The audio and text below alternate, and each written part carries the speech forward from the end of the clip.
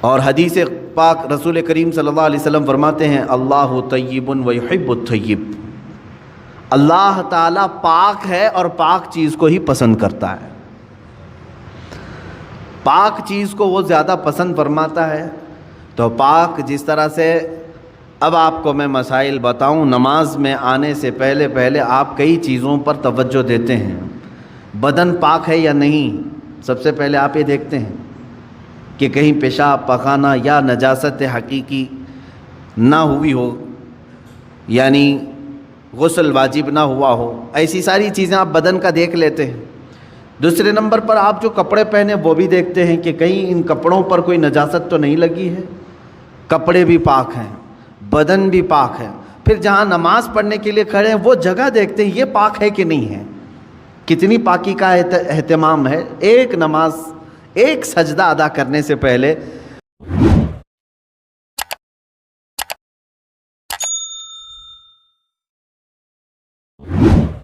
عزیزان گرامی وقار،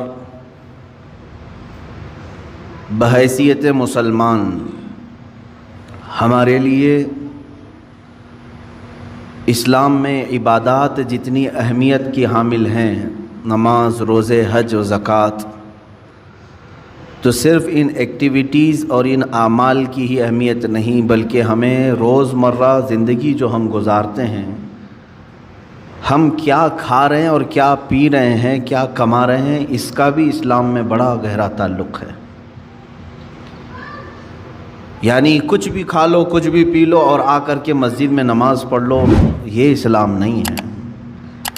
اسلام تمہیں اندر سے بھی پاک دیکھنا چاہتا ہے، باہر سے بھی پاک دیکھنا چاہتا ہے۔ چہرے سجا لیں، کپڑے اچھے پہن لیں، لیکن پیٹ میں حرام رزق ڈال کر کے آئیں، اللہ کی بارگاہ میں اس کا کوئی سجدہ قبول نہیں ہے۔ تو ظاہر کا نام صرف اسلام نہیں ہے، ہمارے باطن کی اصلاح بھی ضروری ہے۔ اسی لیے اسلام میں رزق کی بڑی اہمیت ہے، ہم کیا کھا رہے ہیں، کیا پی رہے ہیں۔ اگر آپ نے رزق کے متعلق سوچ و بچار نہیں کیا تو ہو بہو آپ اس کائنات میں جانوروں کی زندگی گزار رہے ہیں۔ جانوروں کے لیے کوئی ریسٹرکشن نہیں ہے، کوئی حد نہیں ہے، کوئی ممانعت نہیں ہے۔ اگر وہ غلاظت کھا لے تو بھی کوئی اس کو برا نہیں سمجھتا، چارہ کھا لے تو بھی کچھ برا نہیں سمجھتا، سڑا ہوا کھا لے تو بھی کچھ برا نہیں سمجھتا، مرا ہوا کھا لے تو بھی کسی کو کچھ فرق نہیں پڑتا۔ جانوروں کی زندگی میں، کھانے پینے کے معاملات میں ظاہر سی بات ہے کوئی لمٹ ان کے ہاں موجود نہیں ہے۔ انسان ہیں آپ، اشرف المخلوقات ہیں۔ اسی لیے رب تعالیٰ فرماتا ہے یا ایھا الذین آمنوا، اے ایمان والو، کلوا من طیبات ما رزقناکم، ہم نے جو تمہیں رزق دیا ہے ان میں سے پاکیزہ چیزیں کھاؤ، پاکیزہ چیزیں کھاؤ، واشکروا للہ، اور اللہ کا شکر بجا لاؤ۔ اور حدیث پاک رسول کریم صلی اللہ علیہ وسلم فرماتے ہیں اللہ طیب و یحب الطیب، اللہ تعالیٰ پاک ہے اور پاک چیز کو ہی پسند کرتا ہے، پاک چیز کو وہ زیادہ پسند فرماتا ہے۔ تو پاک جس طرح سے، اب آپ کو میں مسائل بتاؤں، نماز میں آنے سے پہلے آپ کئی چیزوں پر توجہ دیتے ہیں، بدن پاک ہے یا نہیں، سب سے پہلے آپ یہ دیکھتے ہیں کہ کہیں پیشاب پخانہ یا نجاست حقیقی نہ ہوئی ہو، یعنی غسل واجب نہ ہوا ہو، ایسی ساری چیزیں آپ بدن کا دیکھ لیتے ہیں۔ دوسرے نمبر پر آپ جو کپڑے پہنے وہ بھی دیکھتے ہیں کہ کہیں ان کپڑوں پر کوئی نجاست تو نہیں لگی ہے، کپڑے بھی پاک ہیں، بدن بھی پاک ہے۔ پھر جہاں نماز پڑھنے کے لیے کھڑے ہیں وہ جگہ دیکھتے ہیں یہ پاک ہے کہ نہیں ہے، کتنی پاکی کا اہتمام ہے۔ ایک نماز، ایک سجدہ ادا کرنے سے پہلے بدن کا غسل سے ہونا، وضو سے ہونا، کپڑوں کا پاک صاف ہونا، اور پھر اس جگہ کا بھی پاک ہونا ضروری ہے۔ یہ شرائط نماز میں سے ہے۔ اگر ان میں سے کوئی ایک چیز بھی ناپاک رہی تو نماز ہوگی ہی نہیں۔ بدن ناپاک تھا یا کپڑے ناپاک تھے یا وہ جگہ ناپاک تھی جہاں نماز پڑھ رہے ہیں، نماز ہوگی ہی نہیں۔ میرے عزیزو، ہم جب ان چیزوں کا اہتمام کرتے ہیں تو یہ تو ظاہری احکام ہوئے جو شریعت نے ہمارے اوپر رکھے ہیں، اور حدیث پاک میں اللہ تعالیٰ کے حبیب صلی اللہ علیہ وسلم فرماتے ہیں ان اللہ لا ينظر الى صورکم بل الى قلوبکم، اللہ تمہاری صورتوں کی طرف نہیں دیکھتا، تمہارے دلوں کی طرف دیکھتا ہے۔ اب تم مسجد میں آ رہے ہو، بدن بھی پاک کر کے آئے، کپڑے بھی پاک کر کے آئے، اور جگہ بھی پاک ہے جہاں نماز پڑھ رہے ہیں، لیکن جسم کے اندر حرام غذا لے کر کے آئے ہیں، ناپاک چیزیں کھا کر کے آئے ہیں، جس چیز کے اللہ نے اور اس کے رسول نے منع فرمایا وہ چیزیں اپنے جسم کے اندر لے کر کے آئے، تو یوں ہی سمجھ لو میرے عزیزوں کہ اندر کی غلاظت سے آپ نے اپنے آپ کو صاف نہیں کیا، باہر صرف صاف ہو گئے۔ اسی وجہ سے نمازوں کا کما حقہ لطف بھی نہیں مل پاتا، عبادتوں کا وہ ذوق بھی نہیں آ پاتا۔ اس کی وجہ کیا ہے؟ اندر سے یہ خرابی موجود ہے، اوپر سے جتنی لیپا پوتی کر لیں۔ اس کی مثال یوں ہی ہے، آپ نے اپنے جیب میں سڑے ہوئے گوشت کے ٹکڑے رکھے ہیں، مردہ رکھا ہوا ہے، ظاہر سی بات ہے ایک مردہ اور یہ سڑے ہوئے گوشت کی بدبو کتنی ہوتی ہے، یا غلاظت اپنی جیب میں رکھے ہوئے ہیں، اوپر سے عطر پر عطر لگا رہے ہیں، عطر پر عطر لگا رہے ہیں، جتنا بھی عطر لگاؤ وہ اندر کی غلاظت کی بدبو آ ہی جاتی ہے۔ اور کبھی ایسا ہوتا ہے کہ اس عطر کا بھی فائدہ نہیں ہوتا، وہ مکس ہو کر کے کوئی اور ہی بو بن جاتی ہے، کوئی اور ہی مہک آنے لگ جاتی ہے۔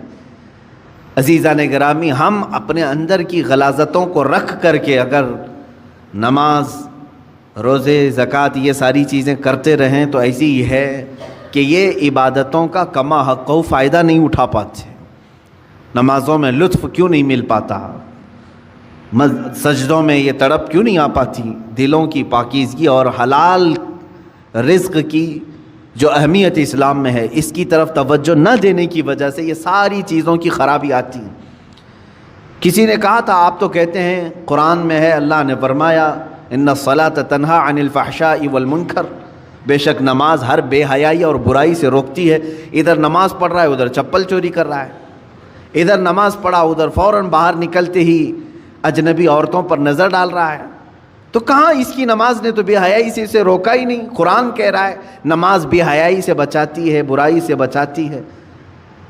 ظاہر سی بات ہے آپ کا سوال حق ہے، نماز بے حیائی اور برائیوں سے بچاتی ضرور ہے، اس میں نماز کا قصور نہیں میرے عزیز۔ نماز کو جس انداز سے پڑھنے کا حکم دیا گیا تھا وہ نماز تم نے اگر پڑھ لیا ہوتا، ظاہر بھی پاک ہو باطن بھی پاک ہو، پھر دیکھو تمہیں نماز صرف بے حیائی اور برائیوں سے بچاتی نہیں بلکہ مولا کے قرب تک پہنچاتی ہے، اللہ رب العزت کے قرب تک پہنچاتی ہے۔ صاف سی بات ہے میرے عزیزو، اللہ کے حبیب صلی اللہ تعالیٰ علیہ وسلم کی ایک حدیث پاک میں ذکر کرتا ہوں آج۔ حضور اکرم صلی اللہ تعالیٰ علیہ وسلم ارشاد فرماتے ہیں، اے میرے صحابہ، ان قریب تم دیکھو گے میری امت پر ایک ایسا زمانہ آئے گا کہ لوگ حلال و حرام کی تمیز بھول جائیں گے، جو ہاتھ میں آیا وہ کھا لیں گے، اور یہ وہ زمانہ ہوگا کہ صبح مومن ہوں گے شام میں کافر ہو جائیں گے، رات کو مومن سوئیں گے صبح کافر اٹھیں گے، یصبح مؤمنا ویمسی کافرا۔ یہ وہ زمانہ آ گیا ہے میرے عزیزو، امت کا اکثر حصہ آج حلال و حرام کی تمیز بھول چکا ہے۔ ایک بات میں آپ کو بتاؤں، اللہ تعالیٰ نے قرآن پاک میں جو ہمارے لیے احکام بیان کیے کہ کون سی چیز تمہارے لیے سوٹیبل ہے، مجھے یہ بتاؤ کہ وہ ہمارا خالق ہے یا نہیں؟ اسی نے پیدا کیا ہے ہمیں، اور وہی بہتر جانتا ہے کہ ہمارے جسم کے لیے کون سی غذا سوٹیبل ہے، جس نے بنایا وہی بہتر جانتا ہے نا۔ جب اس نے قرآن پاک میں ہمارے لیے فرما دیا کہ تمہارے لیے حلال سوٹیبل ہے، صرف پاکیزہ غذائیں، اور اس نے تو تمہارے لیے اتنا اہتمام فرمایا، تفسیر میں نے پڑھا اللہ رب العزت نے اس اشرف المخلوقات کو اتنی عزت دی ہے کہ زندگی میں اگر سب سے زیادہ ضرورت کسی چیز کی ہوتی ہے تو کھانے پینے کی ہوتی ہے، بغیر کھائے پیے کون زندہ رہتا ہے؟ آپ بغیر کپڑوں کے رہ لیں گے، بغیر مکان کے رہ لیں گے، بغیر پیسوں کے رہ لیں گے، لیکن بغیر کھانے پینے کے بہت کم دن تک آپ رہیں گے۔ یہ سب سے زیادہ ضروری چیز ہے آپ کے لیے، کھانا پینا، ہوا پانی۔ لیکن پورے جانوروں کو دیکھو، ان کا رزق ان کے سامنے پڑا رہتا ہے، سر جھکا کر کھاتے ہی کہ نہیں کھاتے؟ بکری اپنا چارہ زمین پر چاٹ کر کے کھاتی ہے. بیل، بھینس، کتا، بلی، جس کو بھی آپ کھانا ڈالیں، پانی ڈالیں، دودھ ڈالیں، جو کچھ بھی ان کی غذائیں ڈالیں، وہ اپنا سر زمین پر رکھ کر کے اپنی زبان کو کھانے سے لگا کر کے کھاتی ہیں، سر نیچے کر کے کھاتی ہیں. اشرف المخلوقات کو اللہ تعالیٰ نے یہ عزت بخشی ہے کہ تمہارا سر رزق کے سامنے بھی جھکنے نہ پائے. یہ صرف اللہ نے اپنے لیے بنایا ہے، وہاں پر بھی جھکنے نہ پائے. تم ہاتھوں سے اٹھاؤ اور اپنے منہ تک لے جاؤ. کچھ جانور ہو سکتا ہے اس طرح کے کھانے میں ہوں، لیکن تفسیر میں فرمایا کہ اشرف المخلوقات کی یہ عزت ہے کہ اللہ نے تمہارے سر کو رزق کے سامنے بھی جھکنے نہیں دیا. میرے عزیزو، جس کو اللہ تعالیٰ نے اتنا پاکیزہ بنایا ہے کہ اس صورت کو اللہ قرآن میں فرماتا ہے کہ ہم نے سب سے بہترین صورت اگر اپنی مخلوق میں کسی کو دی ہے تو وہ انسانوں کو دی. انسانوں کو سب سے بہترین صورت دی ہے. اس کی لاکھوں کی مخلوق ہیں، جانور ہوں، پرند ہوں، جنات ہوں، ملائکہ ہوں، سب مخلوقات ہیں. ان مخلوقات میں سب سے اچھی صورت کس کو ملی ہے؟ انسان کو ملی. اگر انسان کو سب سے اچھی صورت نہ ملی ہوتی تو کبھی انسانوں میں اللہ اپنے محبوب کو نہیں پیدا کرتا، وہ اور اچھی صورت والوں میں پیدا کرتا. محبوب صلی اللہ علیہ وسلم کا انسانوں میں پیدا ہونا اس بات کی علامت ہے کہ اللہ نے اس انسان کو سب سے اشرف صورت عطا کی ہے. اور یہ بھی روایت میں ملتا ہے کہ قیامت کے دن اگر یہ انسان غلطی کیے، کفر کریں، شرک کریں، برائیاں کریں، جہنم میں ان کو ڈالنا ہوا بھی، جہنم میں ڈالنا ہوا بھی، تو اس شکل سے کوئی جہنم میں نہیں جائے گا. جہنمی کی صورت بدل دی جائے گی، جہنم میں جانے والے کی صورت بدل جائے گی. بلکہ فرمایا گیا کہ اگر وہ جہنمی، ایک جہنمی جس کے بارے میں کہا گیا ہے اگر وہ مکہ اور مدینے کے درمیان بیٹھ جائے تو اس کے دونوں ہاتھ پھیل جائیں گے. 450 کلومیٹر کا فاصلہ ہے، اتنا بڑا اور چوڑا اس کو بنا دیا جائے گا، اور اس کا صرف ایک کان ایک ہاتھی کے برابر، اس کے جبڑے پہاڑوں کے برابر ہوں گے. ایک جہنمی کی شکل اتنی بڑی بنائی جائے گی کیونکہ اسے عذاب چکھانا ہے، یہ چھوٹی چھوٹی صورتوں کے ساتھ نہیں. اب بتائیں محدثین نے اس شکل کے ساتھ جہنم میں کیوں نہیں ڈالا جائے گا؟ فرمایا گیا کہ اس لیے کہ اسی شکل میں اللہ نے اپنے محبوب کو پیدا کیا ہے. محبوب اکرم صلی اللہ تعالیٰ علیہ وسلم انسانی شکل میں ہیں، تو انسانی شکل کو اللہ تعالیٰ جہنم میں نہیں ڈالے گا. میرے عزیزو، میں بات یہاں پر یہ کر رہا ہوں کہ جس کو اللہ نے اشرف بنایا، اعظم بنایا، اجمل بنایا، خوبصورت بنایا ہے، اس کی زندگی کے لیے تو یہ ضروری ہے کہ اب وہ کیا کھا رہا ہے، کیا پی رہا ہے، اپنے سٹینڈرڈ کو دیکھ کر کے کرے، اپنے معیار کو دیکھ کر کے. تم اگر وہی چیزیں کھا رہے ہو جو کتا کھا رہا ہے تو فرق کیا رہ گیا تمہارے پاس؟ تم اگر وہی چیزیں کھا رہے ہو جو خنزیر کھا رہا ہے تو فرق کیا رہ گیا تمہارے؟ تم اشرف المخلوقات ہو، تمہیں اللہ نے پاکیزہ اور حلال چیزیں عطا کی ہیں. کیا کسی انسان کو غلاظت کھاتے ہوئے دیکھا آپ نے؟ اور اگر وہ کھاتا ہے تو عقل سے بہرا ہے، عقل سے پیدل ہے، انسانیت بھول چکا ہے. عزیزان گرامی وقار، جب ہم غلاظت، پیشاب، پاخانہ، گوبر نہیں کھا سکتے انسان، تو اسی طرح مسلمان کو اللہ تعالیٰ نے فرمایا تم سود نہیں کھا سکتے، تم جوا کے پیسے نہیں کھا سکتے، تم چوری کا مال نہیں کھا سکتے، اس لیے کہ یہ بھی غلاظت ہے، یہ غلاظت ہے. اور ایسی غلاظت ہے کہ بظاہر تمہیں نظر نہیں آئے گی لیکن تمہاری روح کو ہمیشہ کے لیے خراب کر دے گی.